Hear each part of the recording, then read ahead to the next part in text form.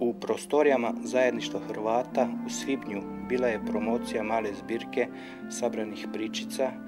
Riječ je o Aleksandru Ticu, prikupljač narodnih umotvorina diljem Montanog Banata. U koncipiranju i izdavanju ove vrijedne zbirke kratkih pričica uglednog njemačkog profesora koji je živio i djelovao u Rešici te je imao bliske čak i rodbinske veze sa hrvatskim karaševskim življem, pobrinuli su se dvije škole sa dva manjinska materinska jezika, Rešička gimnazija Djakonović Tic na njemačkom i Karaševska dvojezična rumunsko-hrvatska gimnazija na hrvatskom. To je i uspješan poduhvat prijevoda tih pričica i na hrvatskom, pored njemačkom i rumunskom. Iată că astăzi, împreună, ne bucurăm de rodul muncii noastre și a generațiilor trecute.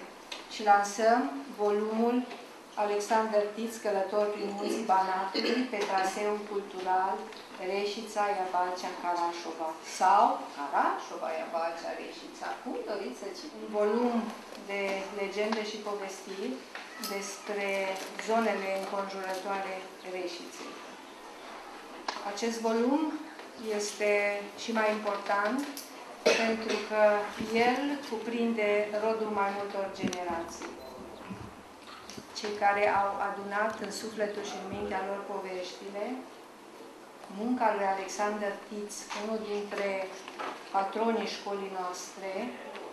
Banatul este un spațiu foarte interesant, atât Banatul de șes, cât și cel de deal, cât și cel de munte, prezintă un mozaic etnocultural de o bogăție imensă și inedită, fiindcă în puținele locuri ale globului s-au întâlnit sau s-au încrucișat atâtea culturi. Am vrut să mă opresc puțin asupra acestui nume și asupra acestui eveniment, hai să zicem, de rudenie acum între marea familie Tic și carașoveni.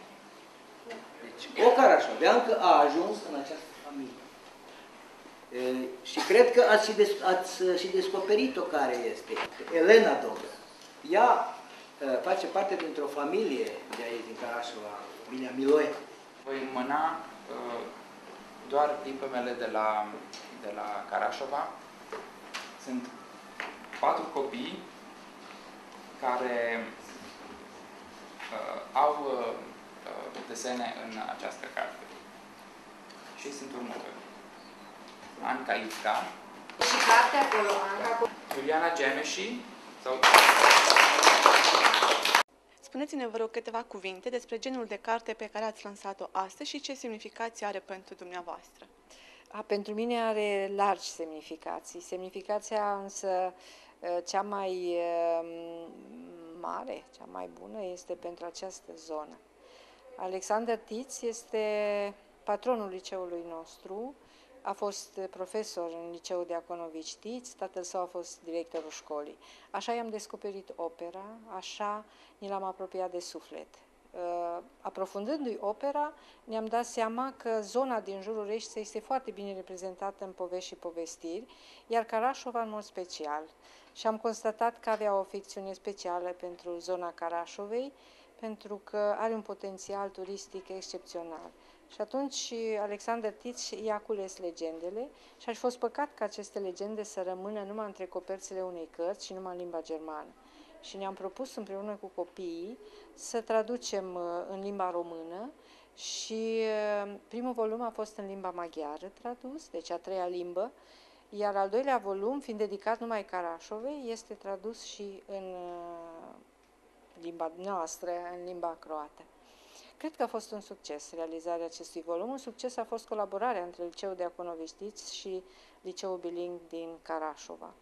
Din limba germană s-a tradus în limba română și din limba română legendele au fost traduse în limba croată. Elevii de la ambele școli au desenat, așa cum au înțeles ei conținutul acestor legende și povestiri.